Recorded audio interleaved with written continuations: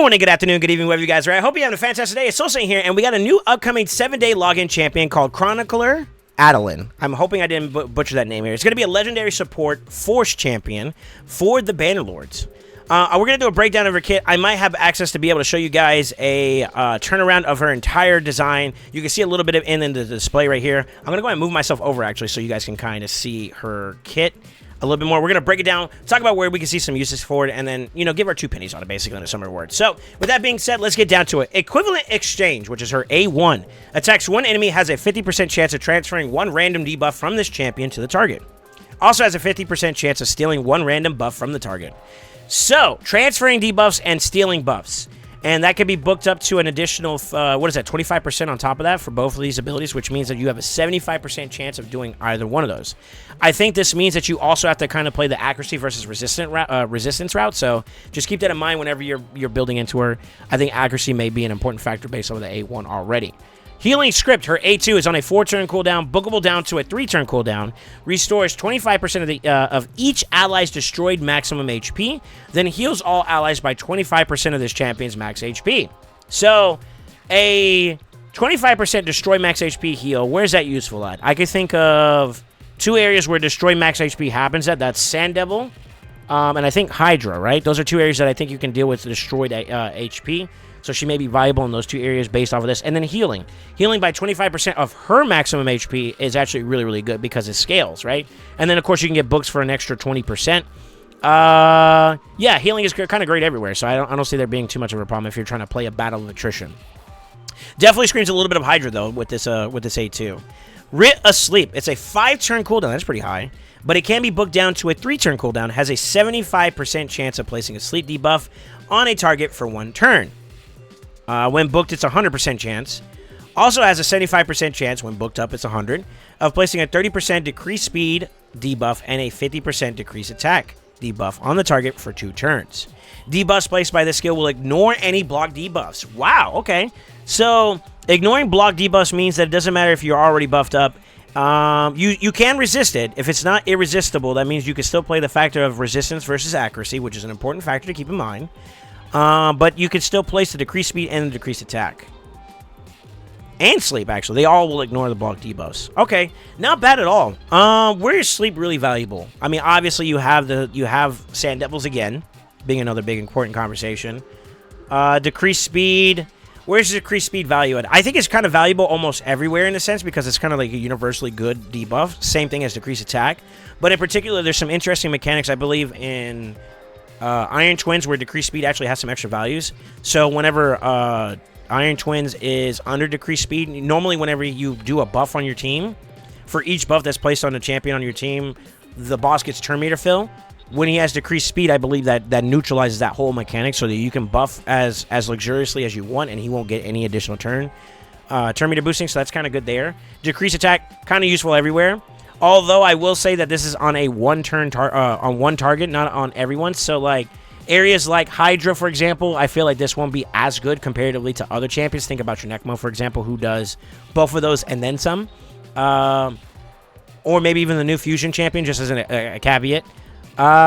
Being able to go through block debuffs, though, is pretty valuable. Could that be good for control in PvP? Yes, for the sleep. Yes, for the decreased speed, and yes, for the decreased attack, especially if it's a physical nuker.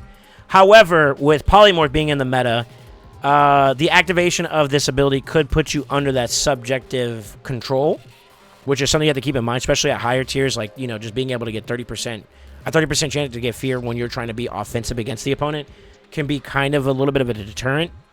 I don't think it's bad, though. I think this is a good kit. Having the ability to play through block debuffs allows you to control some very important key moments in the fights, and if they were able to inject their support champions before your team was able to go, not being able to get through that could be a very annoying task, which is why like buff strippers exist in this game. Maybe you can forego that altogether and still acquire the control you're looking for as a byproduct of that. That's kind of a hard selling point because I feel like that is only one thing where there's a lot of champions that could do that. Like, for example, Siphi, who is typically going to go fast anyways, going to have the ability to put that sleep in play. Although, like, you do have that block debuff factor that she can get through, whereas, like, Siphi can. But it's something important to note that there might be some champions that could do what she does maybe a little bit better. Either way, really, really interesting A3. I think the block debuff being ignored is actually that's a really good nod towards something unique for this champion. Perceived weakness. It's her passive. Allies deal 3% more damage to targets for each debuff placed on them by this champion. That is different from a lot of different areas. Is it going to be the end-all, be-all? I don't know if I will say that, because areas where we want that extra increase percentage of damage can come from, like, maybe Battles of Attrition where you want to go the distance, like Hydra. Think about your Battle Khazar's passives, or Gerptuk, for example, their passives. They're incorporated into some pretty interesting comps, like the Trunda Cheese comp, where you want to put them in there specifically, not just because of what they provide, which is also valuable, but the fact that they can amplify Trunda's damage so that she gets more output, meaning you have more consistency at being able to get top-end damage, right? 3% is a little lackluster when you can only get to a cap of, like, what, 9%? So she only does sleep, decrease speed, and decrease attack. So 3 times 3 is, what, 9? I don't think that's going to be a replacement. I don't think it's going to be a viable replacement overall. So I think that although the passive is pretty good, maybe in PvP scenarios, if you're looking for single target control, maybe. And then I guess also one other area in terms of Sand Devil, getting that extra damage output, which is something that you kind of get already from his mechanic, where the more debuffs that are placed on him, he takes less, his mitigation goes down, which ultimately means you take more damage, right? She could be a viable... it really does scream like they're really intending this champion to be a big focus for your Sand Devil type contents, which is I'm okay with. That's cool. That particular dungeon doesn't get like a lot of love, and I think that could be kind of like a big focus as to why they're kind of projecting like champions that kind of address that. I find it curious though that it's only at 3%. Maybe a little bit more can make her more of a contender in other areas. I'm not sure. Anyways, with that being said, her aura is going to be an increase accuracy in all battles by 60. Not top of the line. I think the top of the line right now is roughly around 80, if I remember correctly. But definitely solid. There are some that are like around the 40s, 45s, even for legendaries. I think if you think about Theodore, if I remember correctly.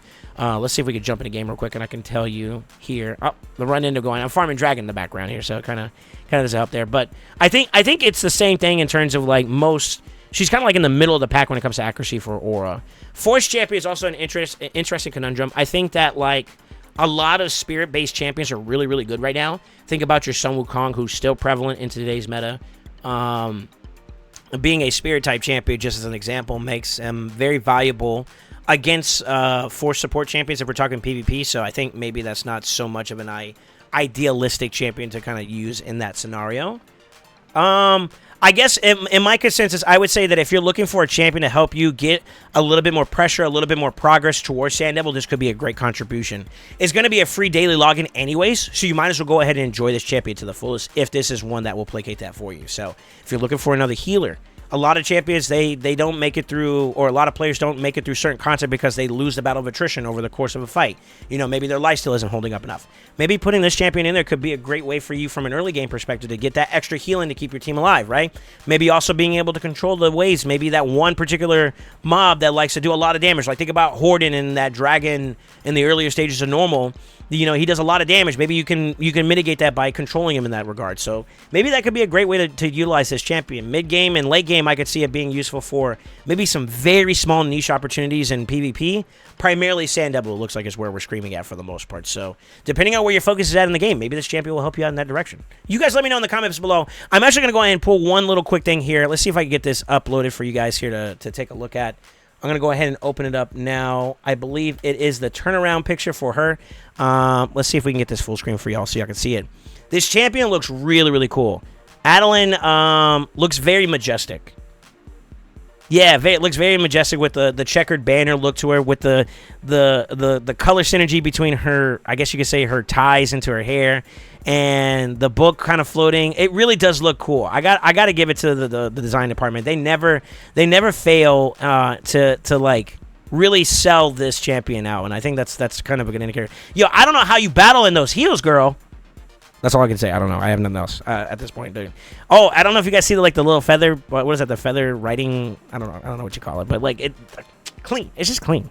How else can you say it? Y'all let me know. Do y'all think this champion is gonna be a W for your account? If not, tell me why. I'm actually curious to see what you guys have to say. I myself personally, if we're gonna talk about like Sand Devils as a focus, I will say that I have Siphi, so I know it's a flex. I'm sorry. I have Siphi, so she has that irresistible sleep, so she kind of already placates what I need from a sleep champion.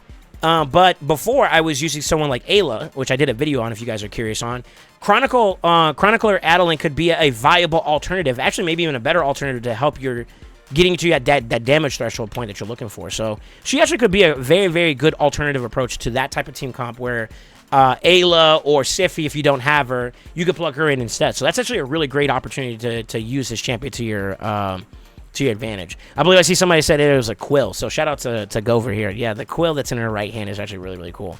I like the way that the design, I like the way this champion is. I think it's really, really a great approach to giving something that is a little more niche, or something that I would say most players kind of focus on once you start translating from like mid game to late game. Sand Devils becomes a lot more important, especially when you get to like late game to end game, where basically oiling your gear and dusting your gear in particular is very, very prominent. This could be a very big opportunity to be able to do that for your teams. Now, I will say this. I believe I have my stuff stopped here, so let me go ahead and just sell some of these pieces real quick. And I want to go to the dungeon here itself. One thing to keep in mind is that this is a Force-type champion at 25, so she will be neutral affinity. And before that, any stage that has like spirits, so like stage 24, 19, 15, and so on and so forth, she will not be as good of a viable option because she is negative affinity. But everywhere else, she should be a pretty good component in there because she'll be neutral or positive affinity. So definitely keep that in mind if you're looking to use her as a part of your progression path. Definitely not bad. I think it's a solid champion. Y'all let me know. Are y'all excited for this champion or not? Do you even care? I mean, it's free, right? So you might as well take it, right? Anyways, don't forget to put your opinions in the comments. Don't forget to like, comment, subscribe. And as always, always remember, stay ascended.